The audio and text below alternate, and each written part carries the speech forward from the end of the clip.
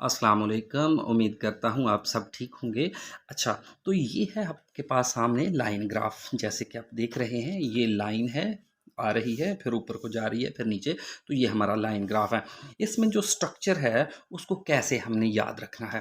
पहले तो आप देख लें कि ये आप मंथ दिए गए हैं, ठीक है, ये कुछ यूनिट्स दिए गए हैं, मंथ है या यूनिट्स हैं।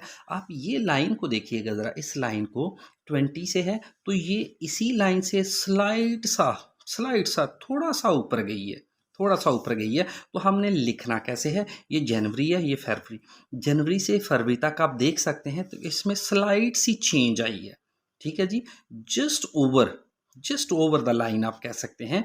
तो आप देखें कि ये जनवरी में 20 यूनिट्स पे थी, अब फरवरी में ऑलमोस्ट जो है वो 23 पे है। जब आपको श्योर ना हो कि ये 21 पे है, 22 या 23 पे, तो आप ऑलमोस्ट कर सकते हैं, ठीक है जी। तो आप यानी आपको श्योर नहीं होता, तो इसलिए आप अब देखें जनवरी से फरवरी तक, जनवरी से लेके जनवरी से फरवरी तक आप देख रहे हैं इसको, ये स्लाइड सा चेंज आया, ऊपर को गई है। तो आप देखें हमने इसका सिंपल पास्ट टेंस में, उसकी वजह ये है कि सेल्स ऑफ मोबाइल 1990, ये 1990 में है, सेल्स ऑफ मोबाइल 1990 में। तो हम इसको सिंपल पास्ट टेंस में यूज़ करेंगे। अगर आपको ज़रूरत पड़ती है, अगर आप इसका कंपेयर करना चाह रहे हैं प्रेजेंट के साथ, तो आप इसको रिसेंटली या नाउ करके आप प्रेजेंट के साथ इसको कंपेयर भी कर सकते हैं अगर ज़रूरत पड़ती है तो। अदरवाइज़ इसको पास्ट सिंपल में ही आप करेंगे। 1990 है, तो आप देखिए यहाँ से लेके यहाँ तक इसको हमने करना कैसे है। पहला है हमारे पास फ्रॉम जनवरी टू फरवरी, आप देख रहे हैं जनवरी से फरवरी तक सेल्स इंक्रीज्ड स्लाइटली। सेल्स, ये देखिए सेल है, सेल ऑफ मोबाइल है, ये स्लाइटली थोड़ी सी इंक्रीज हुई है, ऊपर को गई है, तो सेल इंक्रीज्ड स्लाइटली। अब ये देखें यहाँ से लेके अब सडनली यहाँ से लेके 100 तक पहुँच गई है, ठीक है जी। तो यहाँ से फिर वापस आई है। अच्छा, इसको एक तो तरीका ये है लिखने का कि यहाँ से यहाँ तक पहुँच गई है। इसके बारे में डिटेल वीडियो इंशाल्लाह मैं जल्द अपलोड करूँगा। अब एक तो हमने ये लिखा है from January to February sales increased slightly, ठीक है जी। अब हम देखते हैं इसको दूसरी तरह कैसे लिखना है। From January to February there was a slight increase in sale. अगर दोनों ही आप यहाँ पे देखें तो सेल्स इंक्रीज्ड है, इंक्रीज्ड स्लाइटली। यहाँ पे हमने सेकंड फॉर्म पहले लगाई है, उसके बाद हमने एडवर्ब लगाया है, लेकिन दूसरे में हमने पहले एडजेक्टिव लगाया है, स्लाइट चेंज आप दे सकते हैं। ये देखें, पहले में हमने फॉर्म ऑफ द वर्ब पहले लगाई है, फिर हमने एडवर्ब लगाया, लेकिन यहाँ पे सेकंड में हमने पहले एडजेक्टिव लगाया, फिर हमने नाउन लगाया।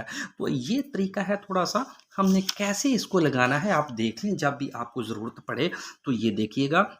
जब आपने वर्ब्स यूज़ करना है तो वर्ब है इंक्रीज्ड, उसके बाद ही आप एडवर्ब यूज़ करेंगे, मसलन इंक्रीज्ड स्लाइटली।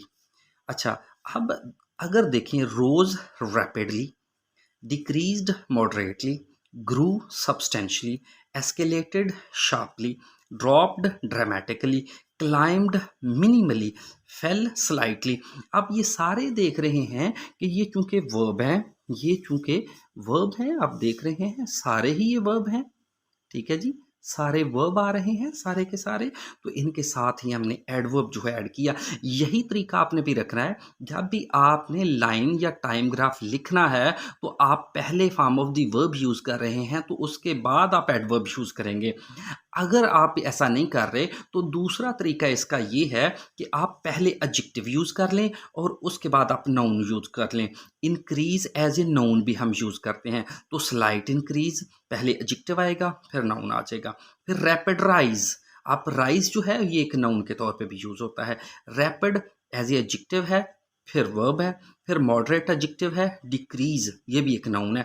तो ये इंतहाई खूबसूरत सा कॉम्बिनेशन बन जाता है जब आप डिक्रीज को एज ए नाउन भी यूज़ करते हैं, एज ए वर्ब भी यूज़ करते हैं। इसी तरह इंक्रीज को आप एज ए वर्ब और एज ए नाउन यूज़ करते हैं, तो आपकी वोकेबलरी को चार चांद लग जाते हैं। तो और आपकी जो हाउ नो है इंग्लिश के बारे में, वो भी पता चलता है कि इस बंदे को कितना इल्म है कि ये एक ही फॉर्म ऑफ द वर्ब को एज ए नाउन भी यूज़ कर रहा है और एज ए वर्ब भी यूज़ कर रहा है। अब ये देख लें, अब फिर एडजेक्टिव और फिर ये भी होगा कि इस ये जो टाइम ग्राफ लिख रहा है उसको एडजेक्टिव के यूज़ का भी पता है कि एडजेक्टिव के बाद ही हमने नाउन लिखना है। एडजेक्टिव के बाद ये सारे देख रहे हैं आप कि स्लाइट है, rapid, moderate, substantial, sharp, dramatic, minimal, slight, ये सारे एडजेक्टिव हैं। तो जब एडजेक्टिव लिखेंगे तो फिर उसके बाद आपने नाउन लिखना है। ठीक है जी। Sharp escalation, dramatic drop, drop भी नाउन है। मिनिमल क्लाइम, ठीक है जी। स्लाइट फॉल, फॉल भी आपका आपका नाउन है। अगर इसके मुकाबले में हमने देखा है कि ये वर्ब्स हैं हमारे पास, ये वर्ब्स हैं। सेकंड, ये regular form of the verb है, इंक्रीज्ड, तो वर्ब एडवर्ब का कॉम्बिनेशन होगा और दूसरी तरफ आपका एडजेक्टिव और नाउन का कॉम्बिनेशन होगा। तो ये इंतहाई खूबसूरत कॉम्बिनेशन होगा। अगर आप इस दो ही स्ट्रक्चर को यूज़ करके लाइन ग्राफ में इस्तेमाल करेंगे तो आप यकीनन आपको एक बहुत ही अच्छा जो राइटर है वो तस्वुर किया जाएगा और ऐसा किया जाएगा कि इस बंदे को ग्रामर पे काफ़ी ग्रिप है और ये ग्रामेटिकली करेक्ट सारे के सारे सेंटेंस जो है वो मेंशन करता है। तो ये हमारे पास जो है ये लाइन ग्राफ है, आप देख रहे हैं, ये लाइन ग्राफ है। इस स्ट्रक्चर को आप याद रखेंगे, ठीक है जी।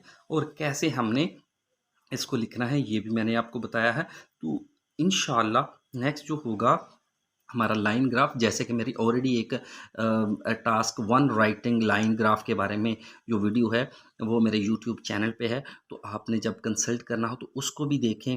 और ये जो मैं आपको बता रहा हूँ ये बेसिक चीज़ें हैं जो लोग शुरू से स्टार्ट से आगे निकलना चाहते हैं, तो वो ये स्ट्रक्चर ज़रूर यूज़ करें जो मैंने स्ट्रक्चर दिया है। ये आप देख सकते हैं इस स्ट्रक्चर को। तो ये था हमारा आज की वीडियो।